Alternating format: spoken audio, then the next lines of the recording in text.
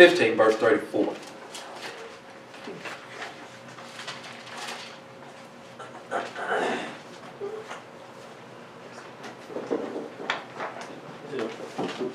First Corinthians 15, and then verse 34.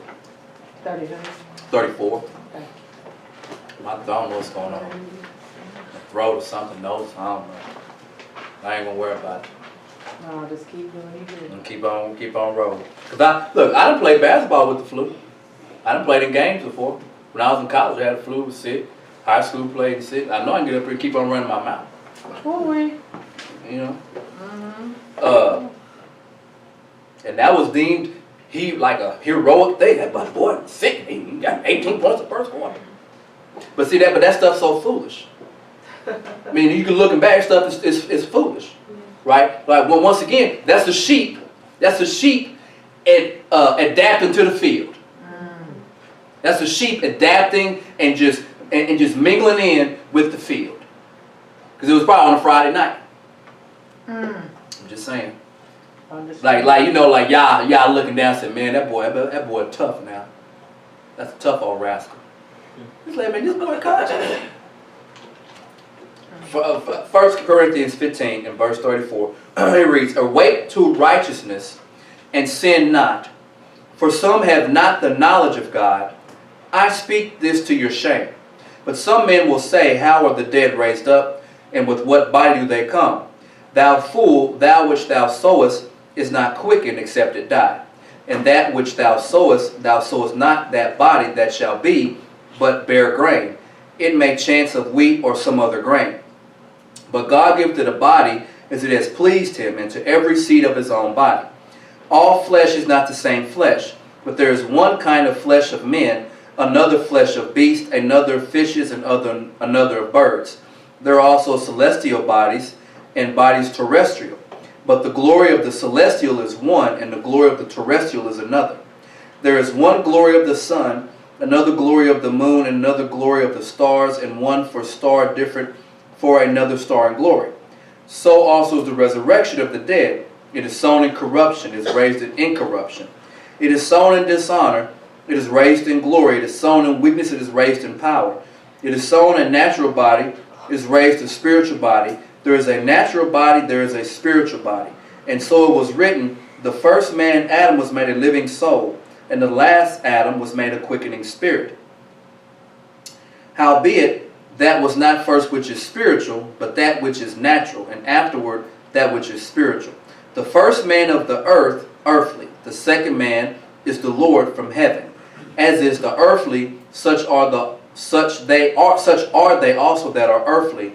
And as is the heavenly, such as also that are heavenly.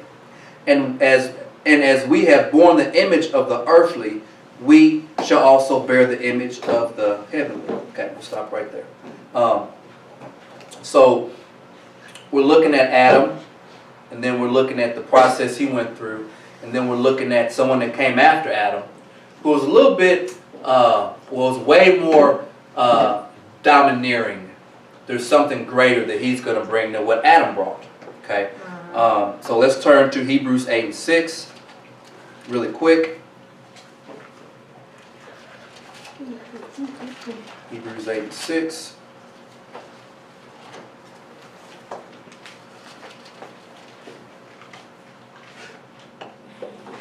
And it reads, but now hath he obtained a more excellent ministry, by how much better also he is the mediator of a better covenant, which was established upon better promises.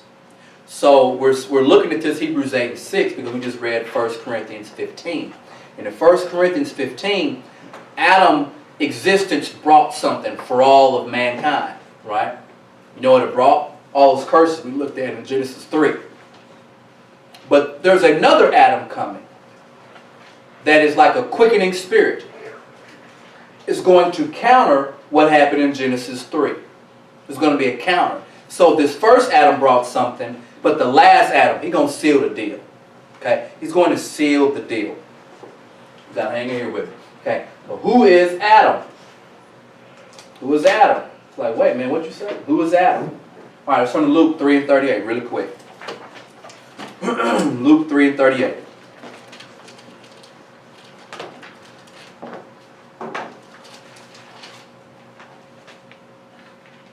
We won't go through all of the genealogy. We'll just look at the last one.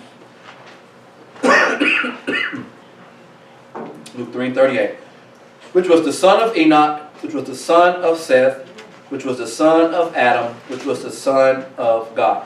So, which was the son of Adam, which was the son of God. So, Adam is deemed as a son of Elohim. Adam is.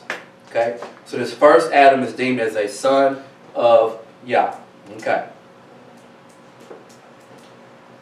Genesis, I'm sorry. So now let's go to Genesis 2:19.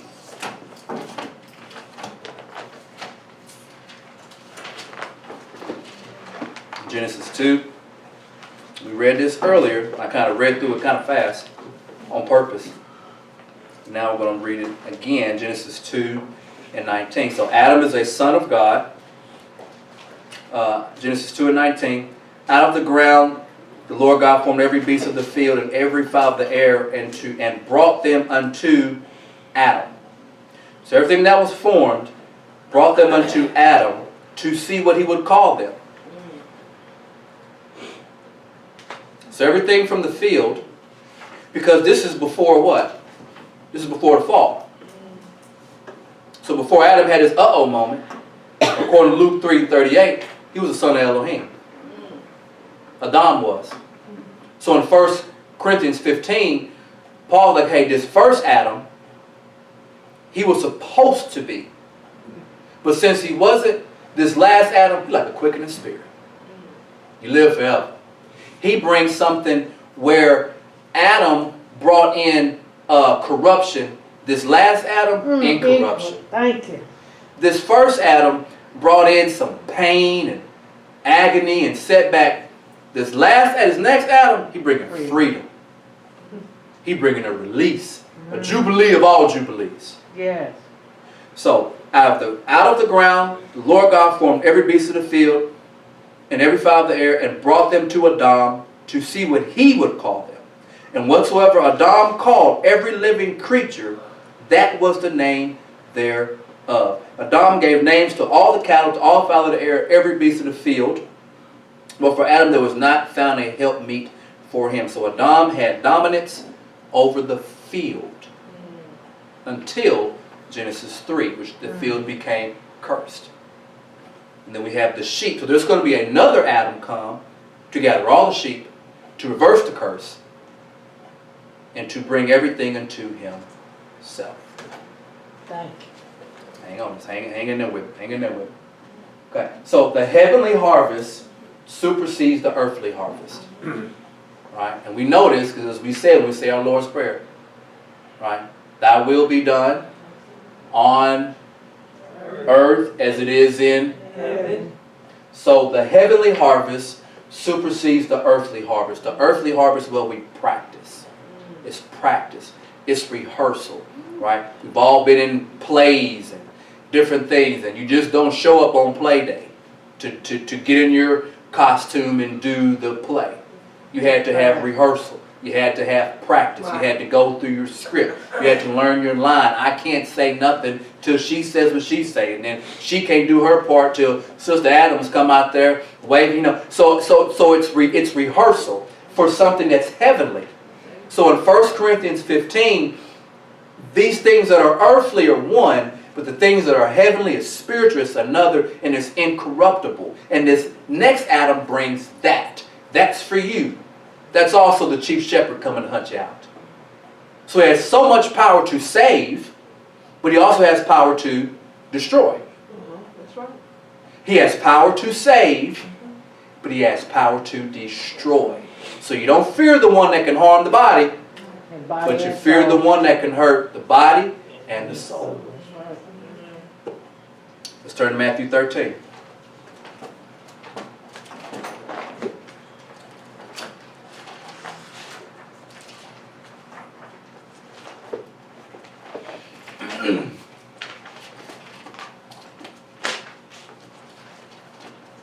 Matthew 13, verse 24. Matthew 13, verse 24. Winding on down. Another parable he put forth unto them, saying, The kingdom of heaven is like unto a man which sowed good seed in his field. But while he slept, his enemy came and sowed tares among the wheat and went his way. When the blade was sprung up and brought forth fruit, then appeared the tares also. So the servants of the householder came and said unto him, Sir, dost not thou sow good seed in thy field? From whence then hath it tares? He said unto them, An enemy hath done this. The servant said unto him, Without then that we go and gather them up. But he said, Nay, lest while ye gather up the tares, ye root up also the wheat with them. Let them both grow together until the harvest. Let them both grow together until the harvest. Let them both grow together until the harvest. In the time of the harvest, I will say to the reapers, Gather ye together first the tares. Gather ye together first the tares. Gather ye together first the tares. Bind them in the bundles to burn them, and gather the wheat into my barn. Gather the wheat into my barn. Gather the wheat into my barn. Okay, so let's skip over to 34, same chapter. I think he's going to give them the breakdown here. All these things spake Yahshua unto the multitude in parables, and without a parable spake he not to them, that it might be fulfilled which was spoken by the prophet, saying, I will open my mouth in parables, I will utter things which have been kept secret from the foundation of the world. Then Yahshua sent the multitude away, and went into the house, and his disciples came in unto him, saying, Declare unto us the parable of the tares of the field. He answered and said unto them, He that soweth the good seed is the Son of Man. The field is the world. The field is the world. The good seed are the children of the kingdom, but the tares are the children of the wicked one. The enemy that sowed them is the devil. The harvest is the end of the world, and the reapers are his angels. So let's back this up. He that soweth good seed is the Son of Man. The field is the world. Very important. So we're talking about the field, and we're saying that we are in this field, which is in a parable, the world. This is where we are. The good seed are the children of the kingdom. The tares are the children of the wicked one. And they're supposed to grow together. They're supposed to grow together. And there's no separating until a specific time. They must grow together. That means there's choices to be made. There's, you know, you might think someone's a wheat and then they're a tare. You might get jammed up in something. All right? So the wheat and the tares grow up together. They come up together. So whether you're talking about being sheep, whether we're talking about being wheat, you are in this field, and the field is the world. And at some point, there will be a separation. There will be a splitting down the middle. Okay? And that will be like a judgment. Let's look at verse, where I read that.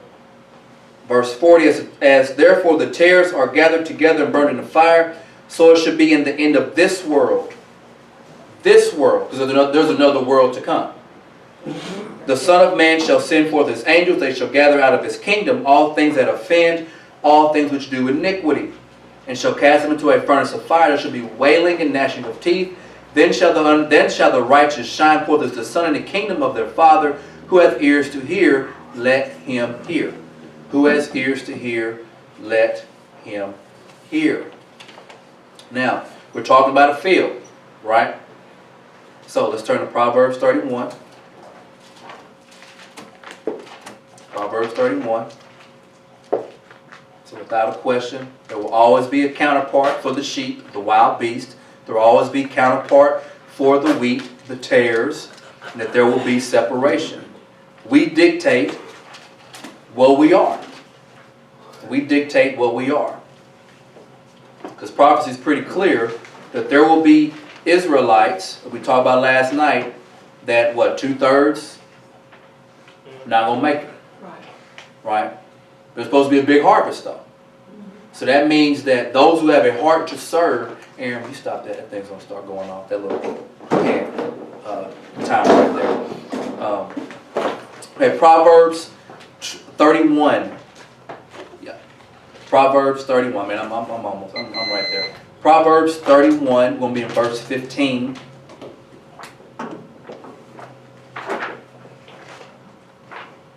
So we have to realize, you know, I think we was in the Torah class was about Yah-Mer and Israel, right? And he's going to pick his way. He's going to pick now. He going to pick. It won't be no just, you know, well, you know, I know you so and so little cousin. Well, you know, I know your mom and them, you know, that's, you know, Luann, that's Luann little boy. Come on over here. It ain't gonna be like that. Amen. Proverbs 31 and 15. She rises also while it is yet night, and giveth meat to her household, and a portion to her maidens. She considereth a field. She considereth a field, and buyeth it. With the fruit of her hands she planted a vineyard. So the characteristics of a virtuous woman is that she can buy a field and she'll plant a vineyard. And she'll produce meat in the right season. Is that us? Because you're in the field, because you're in the world. He's looking for a bride. We're all, even though I'm a man, I'm a woman compared to him. And am I virtuous enough and to have the wisdom to find a field, to buy it? You know, Abraham bought a field. He bought a field, and it was a cave of Machpelah. He was like, no, I got to buy this field so I can get this cave. I give it to you free. I give it to you free. I'm going to give you money for it. Right. You're going to give me a receipt. And we're going to win. I'm going to buy this field. I'm going to bury my wife there. I'm going to be buried there. So is that us? Consider it, buy it, and then planting a vineyard. Because he loved his vineyard. He didn't want to have his vineyard tore up. But the silly people wouldn't do what he wanted to do. Proverbs 25. Stay in Proverbs. Just something to chew on. We are virtuous. Just because we scattered don't mean we got to. Just because you scattered means you got to act crazy. Amen. Okay. Just because we scattered, just because you're in the world, don't mean you got to be like the world. Amen. That's the whole point. That's what draws other people in. John 17.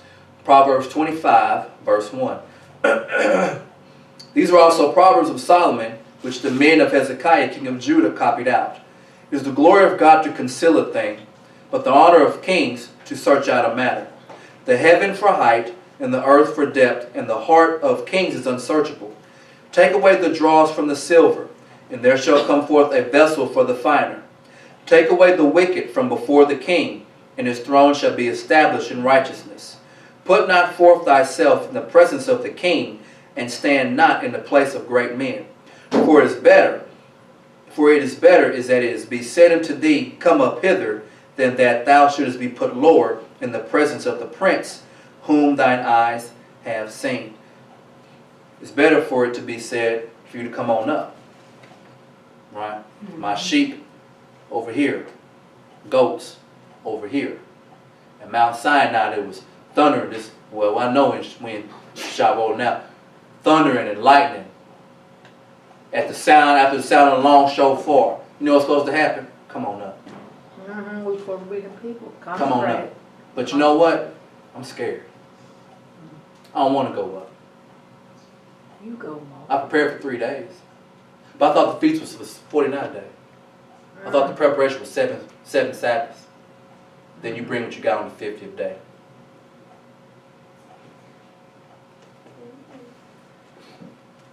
Isaiah 14.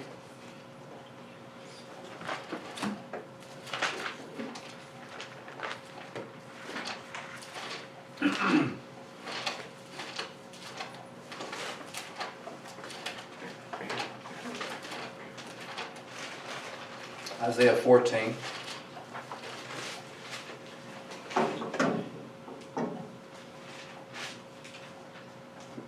Isaiah 14, 17. That made the world as a wilderness, and destroyed the cities thereof, that opened not the house of the prisoners. So the world is a wilderness. Once again, it's a field. It's a wilderness. And you've been scattered all over. But the requirements of Yah, His expectations of you have not changed. It hasn't changed. And He says, you know what? If you obey me, I'm going to come get you. Thank And the areas in your life that you just can't lick, don't worry about it. I'm going to clean you off. I'm going to wash you in my word. you. Thank you. I'm going to purify you. You're going to be like brand new gold. You're going to come in one way, you're going to come out another way. And since we're dealing with the last Adam, you'll be incorruptible. Forever. I'm going to put something in you, right? Because the Son of Man is the one that sowed the seed. This Son of Man, this seed he going to sow, Adam sowed the seed, unfortunately, it's called death. This other Son of Man, this other Adam, he going to sow a seed, it's called life. Thank you. Matthew 25, 32 and 33. And before him shall be gathered all nations. This is that big old chief shepherd we've been talking about. He shall separate them, badal, right? He shall separate them one from another. Just like a shepherd, as a shepherd divideth his sheep from the goats. He shall set the sheep on his right hand, but the goats on the left. And we will pick up tomorrow from this point on for our message for tomorrow on the festival day in the morning. So with that being said, Todah Rabbi Yah, Bashem Yahshua HaMashiach, thank you greatly. Thank you Almighty. Thank you greatly, Yah. In the name of Yahshua, our Messiah. Look us up on restoringthebranches.org or shoot us an email. We also is on Facebook and Instagram. We will pick up with this tomorrow. We will close out this beautiful time and what Yah is doing and how he's calling the sheep back. We got to be able to hear his voice. And we're coming down to this dividing time where you might be with somebody and you hear him clearly. And the person next to you, they hear thunder. They hear mumbling. They hear that mumble rap. They can't understand it. But you hear him clearly. Will you come out? And come on up. He said in Proverbs, it's better for that you be called up, for the king to call you up. It's a great king coming. He speak, it's like thunder.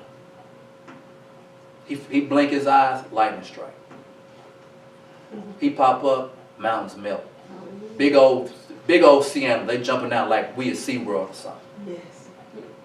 The beasts of the field, they go hide in their caves.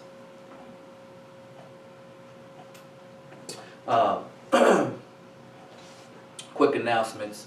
We done. You got that. Peace.